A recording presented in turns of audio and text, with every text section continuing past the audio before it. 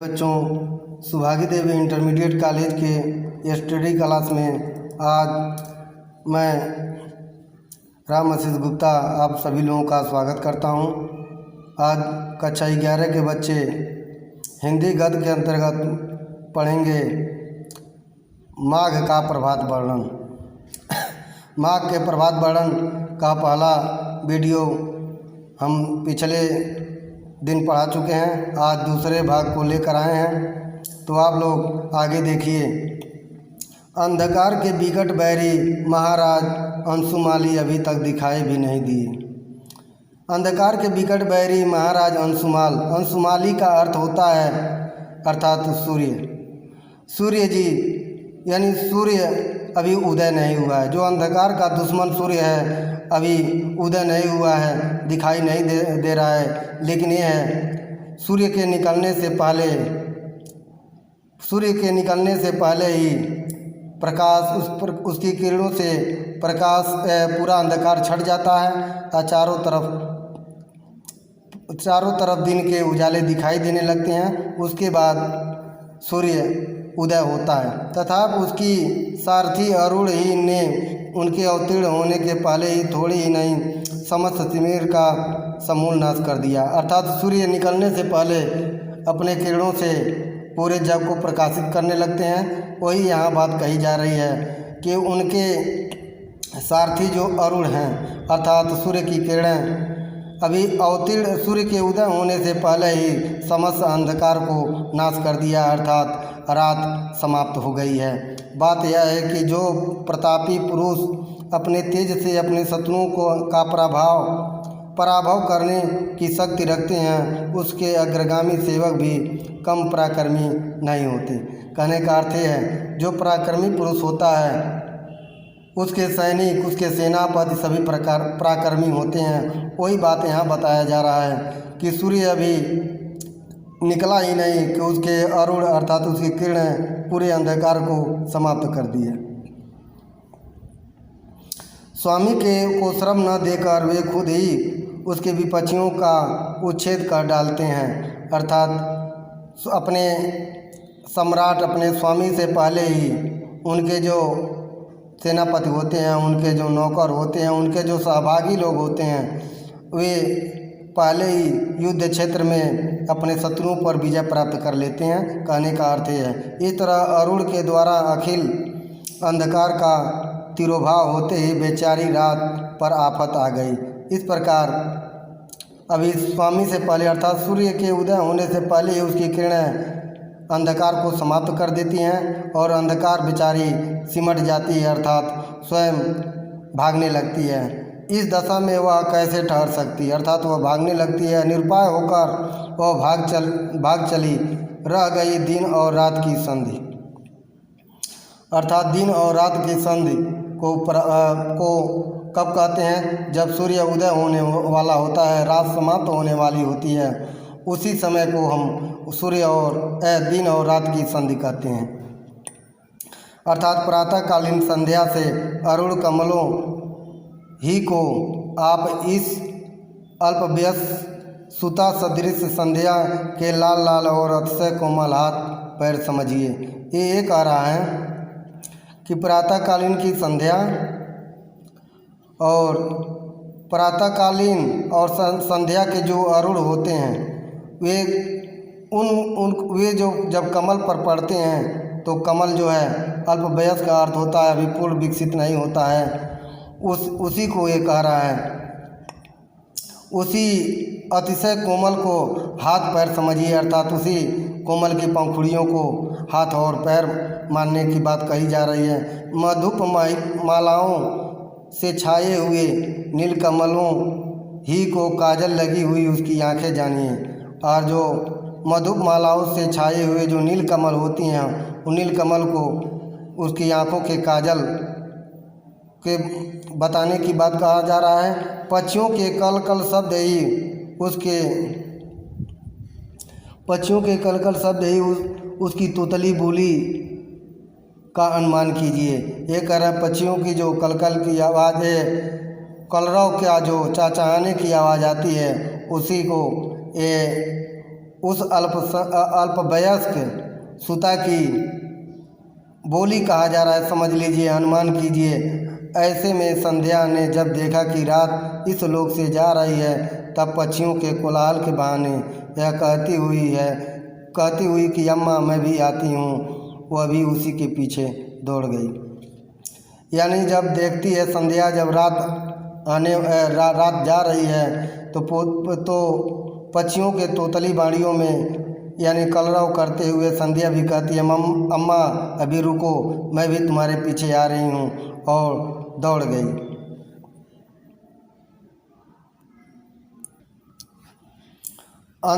अंधकार गया, रात गई, प्रातःकालीन संध्या भी गई। एक हरा अंधकार मिट गया, रात भी चली गई, और प्रातःकालीन जो संध्या होती है, प्रातःकालीन वो भी गया। अर्थात कहने का अर्थ ये है, विपक्षी दल के एकदम ही पैर उखड़ गए, अर्थात अंधेरा मिट गया, रात्रि चली गई, अर्थात अब दिन का उजाला छाने लगा।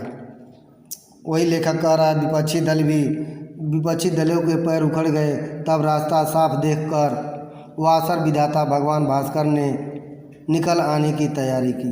उसके बाद जब देखे कि हमारा रास्ता साफ हो गया, तब वासर विधाता अर्थात दिन के भगवान भास्कर अर्थात सूर्य अपने निकलने की तैयारी की, और कुलिस पाण इंद्र की पूर्व दिशा में नए सोने के समान उनकी पीली पीली किरणों का समूह छा गया, और इंद्र के कुलिस पाण इंद्र की तरह यानी इंद्र के वज्र की तरह वो पूर्व दिशा में यानी सूर्य की किरणें, पीली पीली किरणों का समूह छा गया।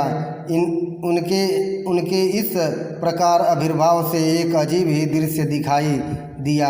कैसा दृश्य?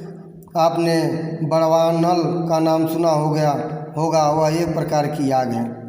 बड़वा नल जो है एक आग ही होती है जो समुद्र को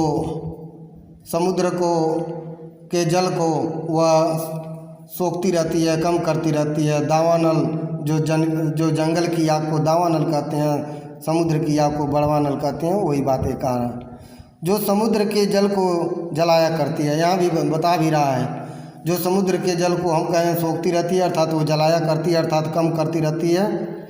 सूर्य की लाल पीली किरणें समूह को देखकर ऐसा मालूम होने लगा जैसे वही बड़वाग्नि समुद्र के जल राशि को जलाकर त्रिभुवन को भस्म कर डालने के इरादे से समुद्र के ऊपर उठाई है।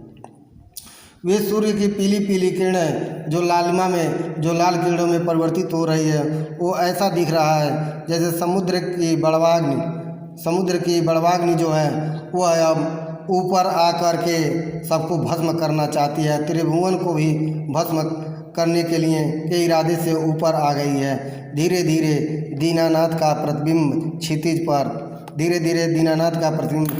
पर पड़ने लगता है। धीरे धीरे दीनानाथ का प्रतिबिंब क्षितिज के ऊपर आ गया। दीनानाथ अर्थात सूर्य, यानी दिन के जो ईश्वर सूर्य हैं वे अब ऊपर आ गए। तब एक और ही प्रकार के दृश्य के दर्शन हुए। ऐसा मालूम हुआ जैसे सूर्य का वह बिंब एक बहुत बड़ा घड़ा है। जब सूर्य ऊपर दिखता है तो ऐसा मालूम हो रहा है जैसे एक लाल बड़ा सा घड़ा ऊपर आ गया है।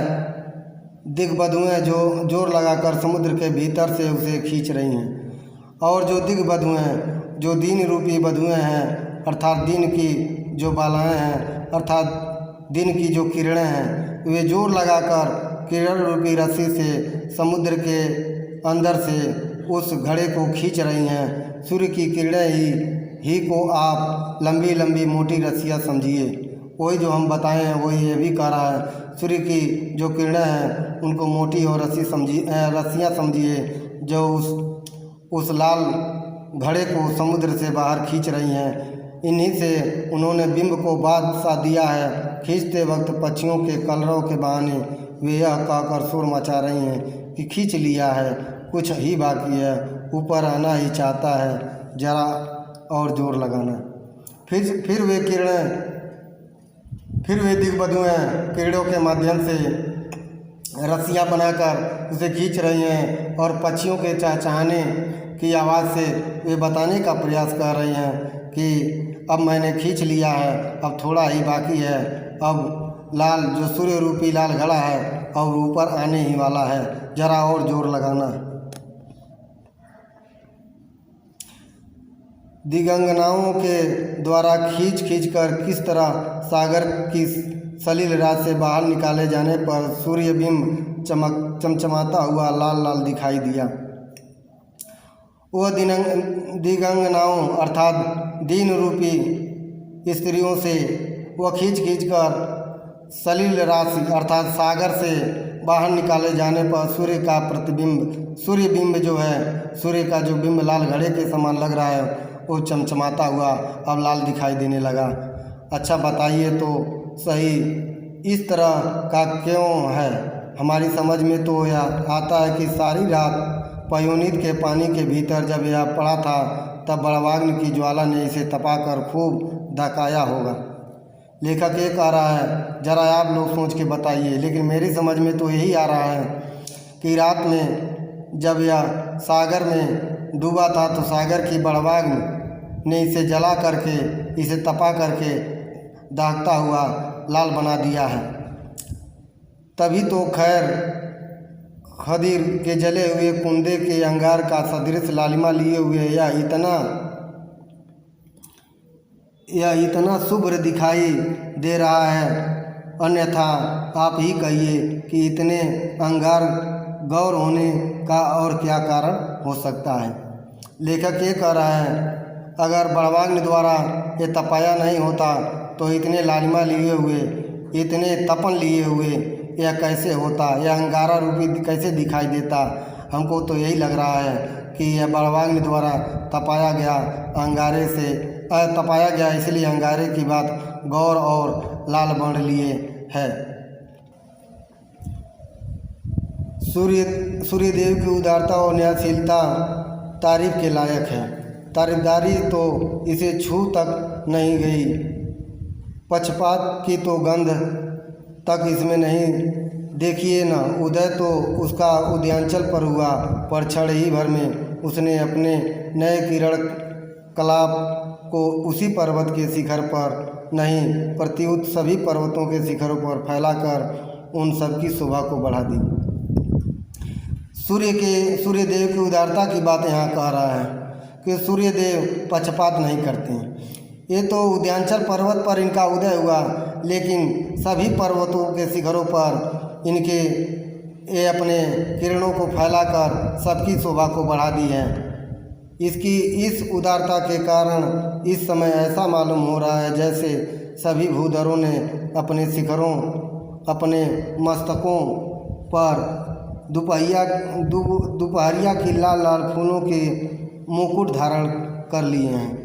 इन्हीं की उदारता के कारण ये पृथ्वी भी अगर देखा जाए तो अपने शिखरों पर फूलों के माध्यम से मुकुट धारण करके लाल लाल फूलों का मुकुट धारण कर ली है। सच है, उदारशील सज्जन अपने चतुराइयों से अपने ही उदय देश को नहीं अन्य देशों को भी आप्यायित करते हैं। ये सच है कि उदारशील सज्जन अपने उदारता से अपने को ही नहीं बल्कि अपने अनुयायी लोगों के लिए जो उनके साथ रहते हैं अन्य लोगों को भी उदारशील बना देते हैं। उदयांचल के शिखर रूप आंगन में बाल सूर्य को खेलते हुए धीरे धीरे रेंगते देख पद्मिनियों का बड़ा प्रमोद हुआ। उदयांचल के शिखर के आंगन में बाल रूपी सूर्य को धीरे धीरे रेंगते अर्थात धीरे धीरे आगे बढ़ते अर्थात धीरे धीरे चढ़ते देख पद्मिनियों का बड़ा प्रमोद हुआ। और पद्मिनियाँ जो दिन रूपी जो नारियाँ हैं वो बहुत प्रसन्न हैं, बहुत खुश हैं। सुंदर बालक के आंगन में जान उपाड़ खेलते देख स्त्रियों का प्रसन्न होना स्वाभाविक है। जिस तरह जैसे कोई सुंदर बालक आंगन में अगर खेलता है तो उसके किलकारी करते हुए उसके चहलकदमी से देखकर जैसे घर की स्त्रियां प्रसन्न होती हैं, वैसा ही प्रसन्न होना एक स्वाभाविक बात है। अतएव उन्होंने अपने कमल मुख के विकास के बहाने हंस हंस कर उसे बड़े ही प्रेम से देखा। यह दृश्य देखकर माँ के सदृश अंतरिक्ष देवता का हृदय भर आया। वह पक्षियों के कलरव के मिस बोल उठी, आ जा बेटा आ। फिर क्या था, बाल सूर्य बाल लीला देखता हुआ झट अपने मृदुल कर किरणें फैलाकर अंतरिक्ष की गोद में कूद गया। उद्यानचल पर उदित हो कर जरा ही देर में वह आकाश में आ गया। इस प्रकार वे स्त्रियां कमल के मुख के विकास के बहाने, जिस तरह कमल की पंखुड़ियाँ खिलती जा रही थी, वैसे कमल के मुख के अर्थात कमल की पंखुड़ियों को खिलने के बहाने अर्थात हंस हंस कर वे ये बता रही हैं कि अब आ जा। पक्षियों के कलरव के बहाने ये बता रहे बोल रही हैं, आ जा बेटा आ। फिर वह क्या था, वह बाल सूर्य देखते देखते झट से अपने मृदुल किरणों को फैलाए हुए और अंतरिक्ष की गोद में कूद गया। उद्यानचल पर उदित होकर जरा ही देर में वह आकाश में आ गया। इस प्रकार वह बाल सूर्य उद्यानचल पर उदय हुआ था, लेकिन वह आकाश रूपी अंतरिक्ष की गोद में जल्दी से आकाश में छा गया। आकाश में सूर्य के दिखाई देते ही नदियों ने विलक्षण ही रूप धारण किया। दोनों तटों या कगारों के बीच से बहते हुए जल पर सूर्य की लाल लाल प्रातःकालीन धूप से जो पड़ी तो वह जल परिपक्व मदिरा के रंग सदृश हो गया। इतना ही नहीं, आकाश में जब सूर्य दिखाई दिया तो नदियों के जो जलधाराएं थे, उन जलधाराओं के कगारों के बीच से बहते हुए जल पर जब सूर्य की लाल किरणें पड़ी, तब वह जल जो है परिपक्व होकर मदिरा की भांति दिखने लगा। अतएव ऐसा मालूम होने लगा जैसे सूर्य ने किरण बाणों से अंधकार रूपी हाथियों की घटा को सर्वत्र मार दिया हो। उन्हीं के घावों से निकला हुआ रुधिर बहकर नदियों में आ गया। और लेखक ये कहना चाह रहा है, ऐसा भी नहीं, फिर आगे देखिए कि सूर्य जैसा लग रहा है, सूर्य की किरण बाणों ने अंतरिक्ष रूपी हाथियों को मार गिराया और उन्हीं हाथियों के घावों से निकला हुआ जो रक्त बह रहा है वो नदियों में आ गिरा है। उसी के मिश्रण से इन नदियों का जल लाल हो गया है। कहिए यह सूझ कैसी है, बहुत दूर की तो नहीं। फिर लेखक कहना चाह रहा है कि ये बताइए, यह सोच बहुत दूर की तो नहीं है, यह सोच आपको अच्छा लगेगा। तारों के समुदाय देखने में बहुत भला मालूम होता है, यह सच है। यह भी सच है कि भले आदमियों को न कष्ट ही देना चाहिए और न उनके स्थान से च्युत ही हटाना ही चाहिए। ये कह रहा है, तारों के समूह को आप लोग देखिए, ये तारों के समुदाय को देखने से भला कैसा मालूम होता है। ये बेचारे रात्रि में किस तरह टिमटिमा रहे थे, किस तरह चमक रहे थे, लेकिन सूर्य के उदय होने पर बेचारे स्वयं अपने स्थान से इनको हटना पड़ा।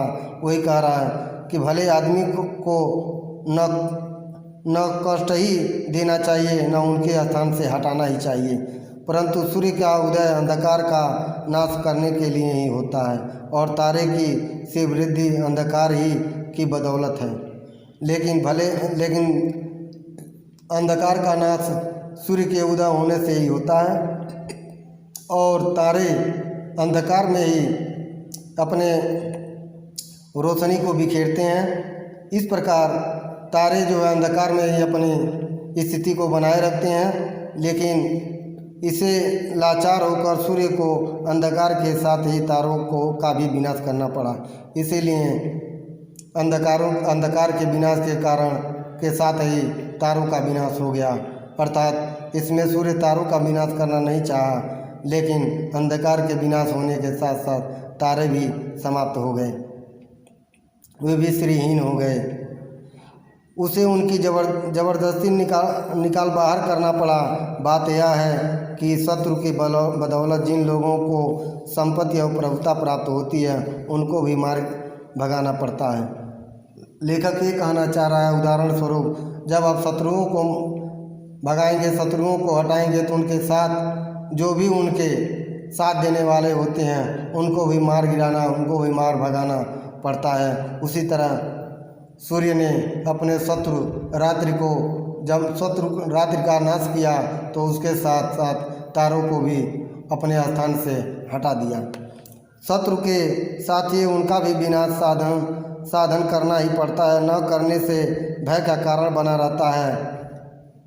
राजनीति यही कहती है, अगर उनका विनाश नहीं करेंगे तो आप हमेशा भय के कारण बने रहेंगे, हमेशा भयभीत रहेंगे। कभी न कभी वे अपना प्रभुत्व फिर दिखाने लगेंगे और आपको मात देने लगेंगे। इसलिए शत्रुओं को नाश करने के साथ साथ उनके जो भी सहयोगी शत्रु हैं उनका भी नाश करना अनिवार्य है, उनका भी नाश करना चाहिए। जिस तरह सूर्य ने रात्रि के नाश करने के साथ साथ तारों का नाश किया।